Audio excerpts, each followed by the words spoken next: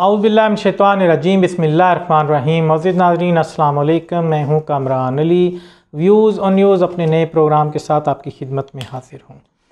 अज़ीज़ दोस्तों, आज का मेरा प्रोग्राम रवायत से हट के है। आम तौर पे हम कोई ख़बर लाते हैं और उसके ऊपर अपना तज्ज़िया और व्यूज़ देते हैं।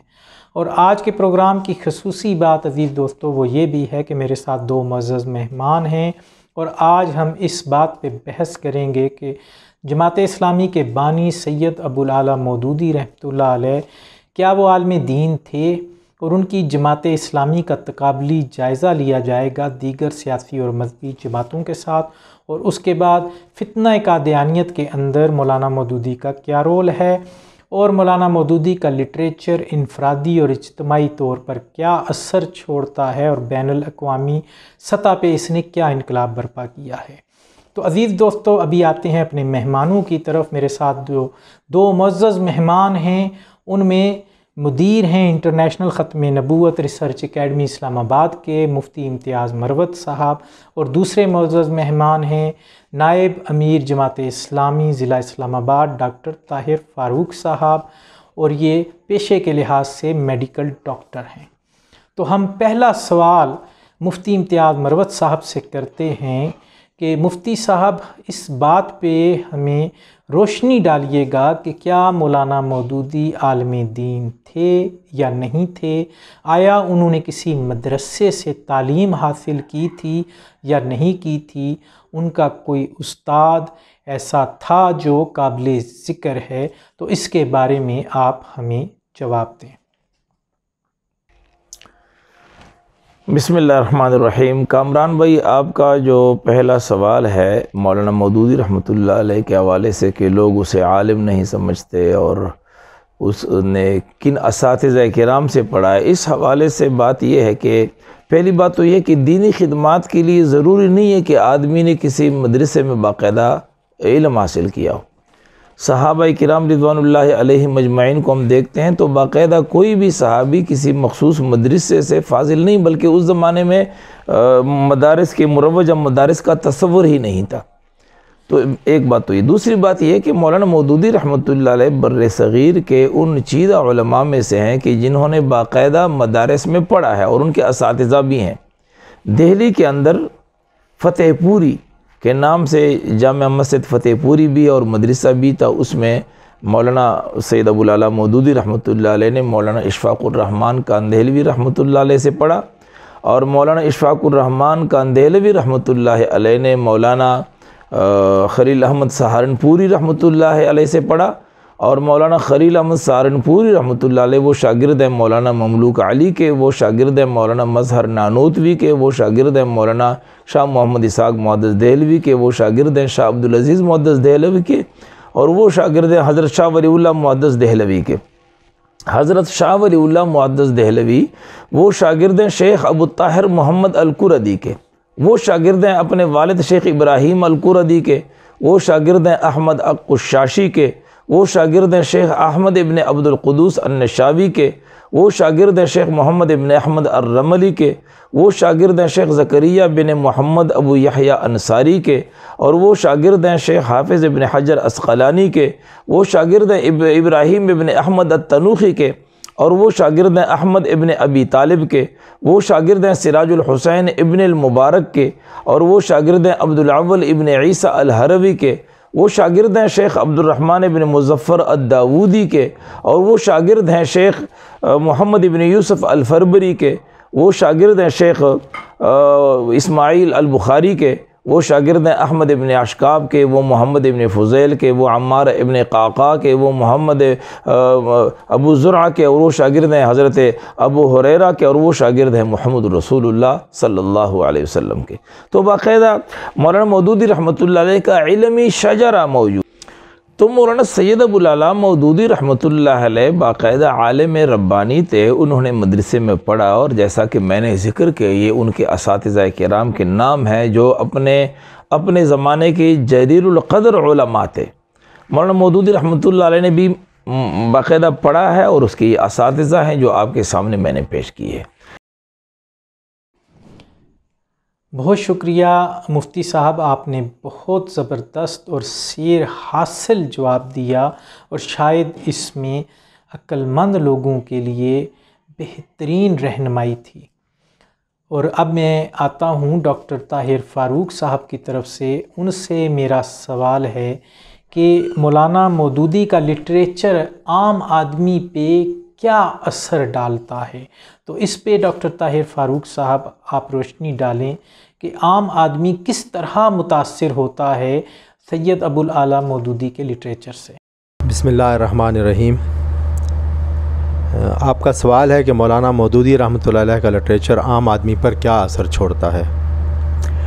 تو دیکھیے، مولانا مودودی رحمۃ اللہ علیہ نے جس وقت یہ دعوت کے کام کا آغاز کیا، یہ وہ وقت تھا کہ جب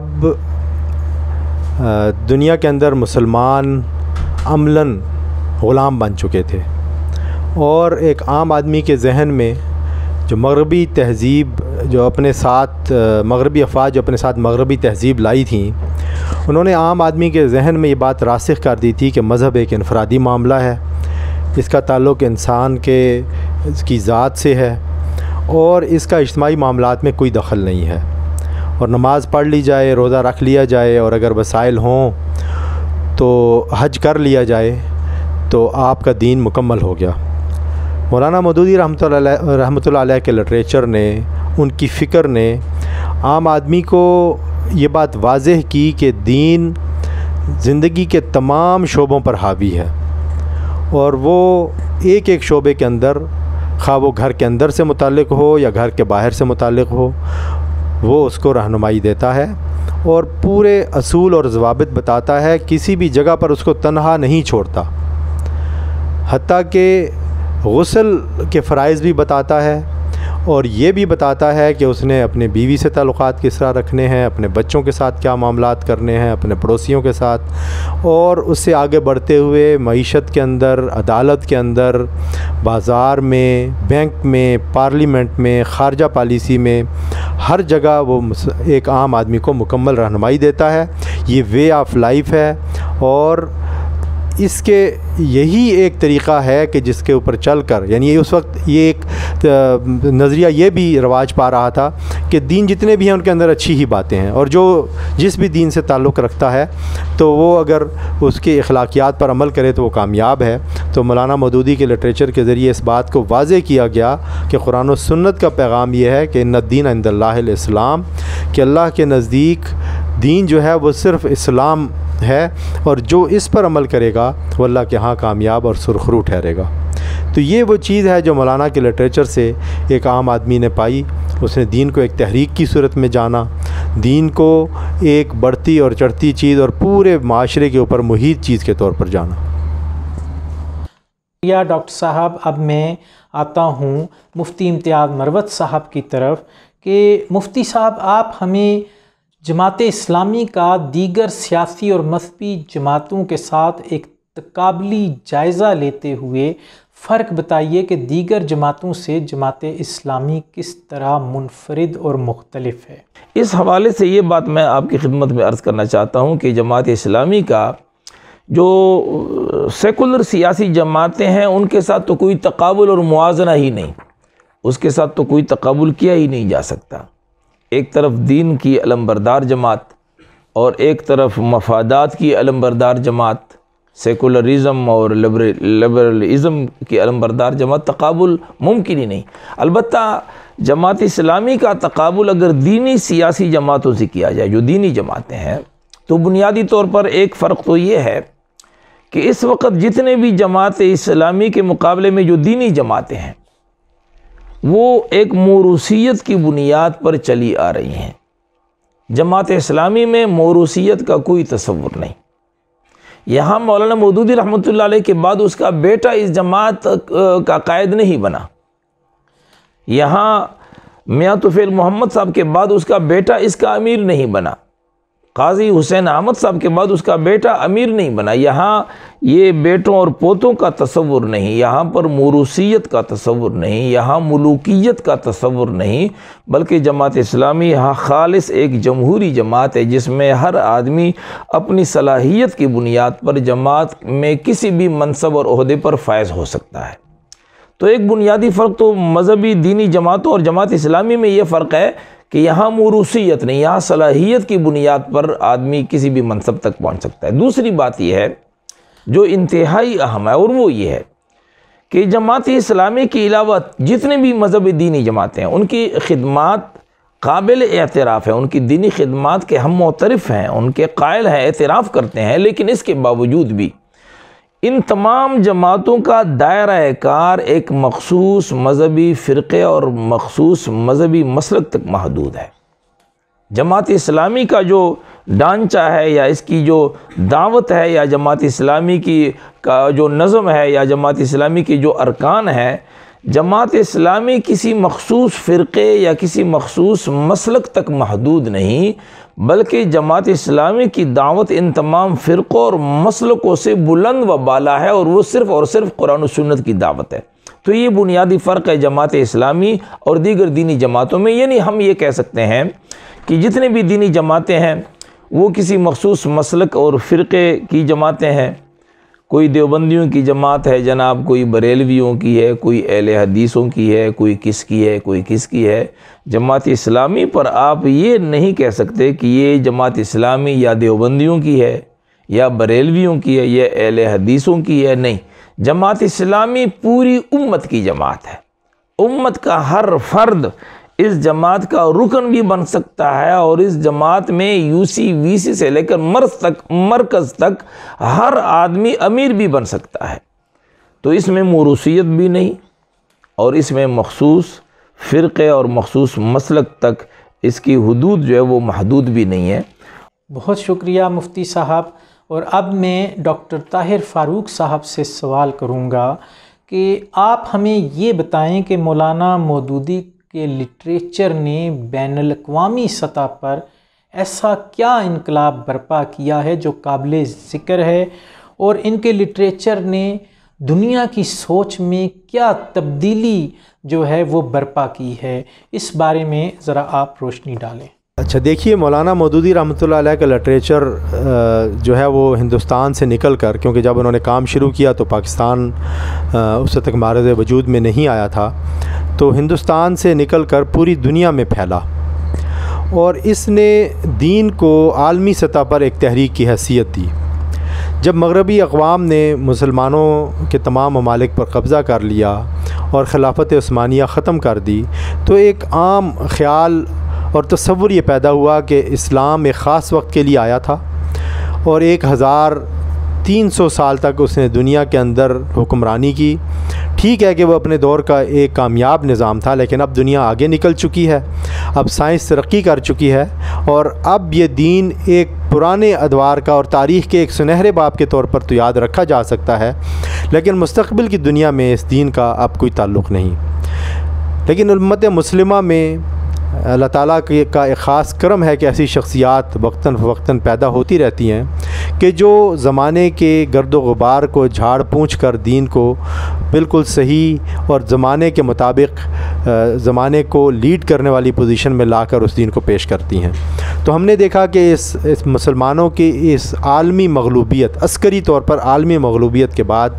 مسلمانوں میں کچھ شخصیات پیدا ہوئیں، جمال الدین افغانی،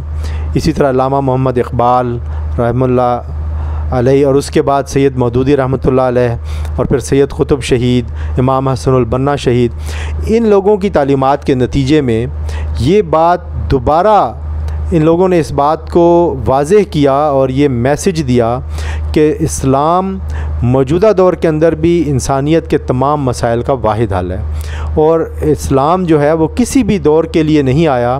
بلکہ یہ ہمیشہ کے لیے، آخرت تک کے لیے، آخری انسان تک کے لیے یہ ایک نہ صرف اس کی ذاتی زندگی کو بلکہ اس کی اجتماعی زندگی کے اندر بھی تمام اپنے قواعد و ضوابط کے ساتھ ہمیشہ تر و تازہ رہے گا۔ تو سید مودودی رحمۃ اللہ علیہ کی اس لٹریچر کے نتیجے میں پوری دنیا کے اندر جو تبدیلی آئی، ایک تو یہ کہ جو مغربی استعمار نے مسلمانوں کو سرحدوں میں تقسیم کیا تھا اور 50 سے زائد ممالک میں تقسیم کیا تھا، تو مسلمانوں کو ایک آفاقی سوچ دی کہ جس کے نتیجے میں مسلمانوں کے اندر ایسی تحریکیں پیدا ہوئیں کہ جنہوں نے دوبارہ سے خلافت کے احیاء کی طرف توجہ دی، اور مسلمانوں کے اندر یہ جذبہ پیدا کیا کہ مغربی استعمار اور یورپ اس کی جو فتوحات ہیں یہ عارضی ہیں، اور یہ اس کی وجہ یہ ہے کہ ہم قرآن سے دور ہو گئے۔ جو ہی ہم قرآن کو دوبارہ اپنی زندگیوں میں رائج کریں گے، اس کو اپنی انفرادی اور اجتماعی زندگی کے لیے اپنا امام اور اپنا رہنما بنائیں گے، تو انشاءاللہ وہ وقت جو رسول اللہ صلی اللہ علیہ وسلم اور صحابہ کرام کے زمانے میں دنیا نے دیکھا وہ دوبارہ انشاءاللہ دیکھیں گے۔ اور یہ مسلمانوں کے اندر بحیثیت مجموعی یہ سوچ پختہ ہوئی کہ اسلام کو دور گزر نہیں گیا، بلکہ جد و جہد کی ضرورت ہے، اجتماعی جد و جہد کی ضرورت ہے، لیکن اس کے نتیجے کے اندر ہم دوبارہ اسلامی اقدار کا احیاء کریں گے، اسلامی نظام کا احیاء کریں گے، جس کی وجہ سے دنیا کے طول و عرض میں مختلف جگہ پر اسلامی تحریکوں نے جنم لیا، اور ہم نے دیکھا کہ فلسطین سے لے کر افغانستان تک، کشمیر میں، شیشان میں،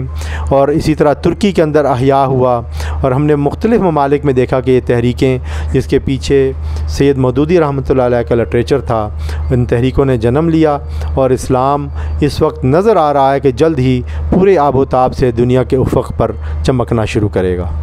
بہت شکریہ ڈاکٹر صاحب، آپ نے بہت ہی بہتر انداز میں بتایا کہ مولانا مودودی کے لٹریچر نے دنیا کی سوچ کیسے تبدیل کی۔ اب میرا جو آخری سوال ہے وہ مفتی امتیاز مروت صاحب سے ہے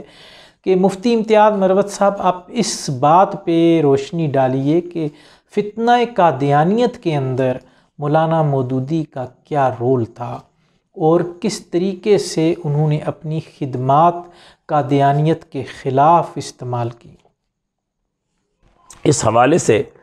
تاریخ احمدیت جو کہ قادیانیوں کی اپنی کتاب ہے، اور اس وقت میرے پاس موجود نہیں، میں آپ کی خدمت میں پیش کر دیتا۔ تاریخ احمدیت قادیانیوں کی اپنی کتاب ہے، اور اس کے جلد نمبر 16 میں مرزا غلام قادیانی کے بیٹے محمود احمد نے 20 مارچ 1953 کو گورنر پنجاب کے نام ایک خط لکھا ہے، اور وہ خط اسی تاریخ احمدیت میں موجود ہے، جس میں گورنر پنجاب سے مولانا مودودی رحمۃ اللہ علیہ کی شکایت کی گئی ہے۔ عربی کے اندر ایک مقولہ ہے کہ الفضل ما شہدت بہ الاعداء، کہ فضیلت وہ ہوتی ہے جس کی دشمن بھی گواہی دیں۔ تو دشمن نے، قادیانیوں نے اس بات کی گواہی دی کہ مولانا مودودی رحمۃ اللہ علیہ واقعی اس کی خدمات ہیں ختم نبوت کے حوالے سے اور فتنہ قادیانیت کے تعاقب کے حوالے سے، اور انہی خدمات کی وجہ سے اور مولانا مودودی رحمۃ اللہ علیہ کے ختم نبوت کے حوالے سے اس جد و جہد کی وجہ سے 20 مارچ 1953 کو مرزا قادیانی کے بیٹے نے گورنر پنجاب کے نام خط لکھ کر کے مولانا مودودی کی شکایت کی۔ اسی طریقے پر مولانا مودودی رحمۃ اللہ علیہ نے 1953 میں قادیانی مسئلہ نامی پمفلٹ لکھا، اور اس پمفلٹ میں مولانا مودودی رحمۃ اللہ علیہ نے قادیانیوں کی اس سازش کو بے نقاب کیا جس سازش کے تحت وہ بلوچستان کو ایک قادیانی اسٹیٹ بنانا چاہ رہے تھے۔ مولانا مودودی رحمۃ اللہ علیہ نے قادیانی مسئلہ پمفلٹ لکھ کر کے اس سازش کو بے نقاب کیا، اور اسی پمفلٹ کے نتیجے میں آپ گرفتار کیے گئے اور آپ پر سزائے موت کا حکم کیا گیا۔ اس سے بڑھ کر ختم نبوت کی کیا خدمت ہو سکتی ہے؟ اور اس کے ساتھ ساتھ 1974 میں جو تحریک ختم نبوت کی چلی، اور آج ہماری پارلیمنٹ میں قادیانیوں کے حوالے سے جو قانون آئین میں موجود ہے، ان کے غیر مسلم اقلیت قرار دیے جانے کے بارے میں، اس تحریک اور اس قانون اور اس کامیابی کا سحر ابھی مولانا مودودی رحمۃ اللہ علیہ کے سر پر ہے کہ مولانا مودودی رحمۃ اللہ علیہ کے رفقا، آپ کے جان نثار اسلامی جمعیت طلبہ کے اسٹوڈنٹس نے 1974 میں ربوہ ریلوے اسٹیشن پر قادیانی غنڈہ گردی کا مقابلہ کیا، اور 29 مئی 1974 سے اسلامی جمعیت طلبہ کی قیادت، ان کے جوش و ولولے اور جذبے کے نتیجے میں پاکستان میں ختم نبوت کی تحریک برپا ہوئی، اور بالآخر اسی تحریک کے نتیجے میں قادیانی غیر مسلم اقلیت قرار پائے۔ اللہ تعالی ہمارا حامی اور ناصر ہو، اور جماعت اسلامی کی جو دعوت ہے، قرآن و سنت کی دعوت لے کر اٹھو اور پوری دنیا پر چھا جاؤ۔ اللہ کرے کہ ہماری صلاحیت اللہ کریم اس عظیم مشن کے لیے قبول فرمائے۔ بہت شکریہ مفتی امتیاز مروت صاحب، آپ نے بہت اچھے انداز سے جو دونوں ہمارے معزز مہمان ہیں پینل میں، انہوں نے بہت ہی اچھے انداز سے اس پروگرام کے اندر اپنی معلومات شیئر کی اور لوگوں تک پہنچائیں۔ اور یہاں پہ عزیز دوستو، میں اپنا پروگرام ختم کرنے سے پہلے اس بات پہ ضرور روشنی ڈالوں گا کہ فتنہ قادیانیت اور ختم نبوت کے حوالے سے مولانا مودودی کی جو قربانی ہے وہ انہیں پھانسی کے پھندے تک لے گئی۔ تو یہ تھا عزیز دوستو ہمارا آج کا پروگرام، جس میں ہم شکریہ ادا کرتے ہیں مفتی امتیاز مروت صاحب کا اور ڈاکٹر طاہر فاروق صاحب کا کہ انہوں نے ہمارے پروگرام میں حصہ لیا۔ عزیز دوستو، میری آپ سے گزارش ہے کہ ہمارے چینل کو سبسکرائب کیجئے، لائک کیجئے، شیئر کیجئے اور اس بحث میں شامل ہونے کے لیے کومنٹ میں اپنی رائے دیجئے، اور جو بھی اپنی رائے دیں مثبت رہتے ہوئے اور تہذیب کے دائرے میں رہتے ہوئے دیجئے۔ وما علینا الا البلاغ۔